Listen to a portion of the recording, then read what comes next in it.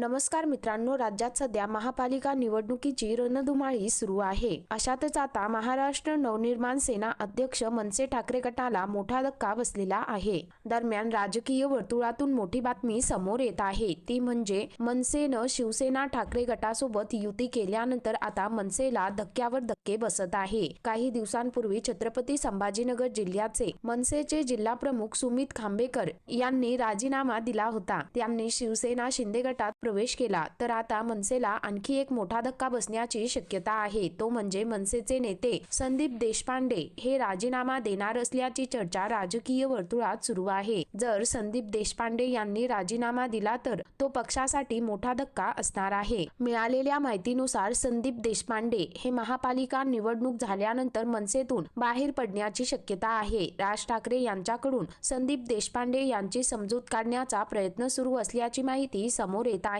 जागा वाटपात विश्वासात घेतलं नसल्यानं संदीप देशपांडे नाराज असल्याची चर्चा आहे। त्यामुळे महापालिका निवडणुकीनंतर ते राजीनामा देण्याची दाट शक्यता आहे। जर त्यांनी राजीनामा दिला तर हा मनसे राज ठाकरेंना मोठा धक्का मानला जाणार आहे। तर मित्रांनो, एकंदरीत संपूर्ण प्रकरण पाहता या संदर्भामध्ये तुमची काय प्रतिक्रिया आहे, खाली कमेंट करून नक्की कळवा।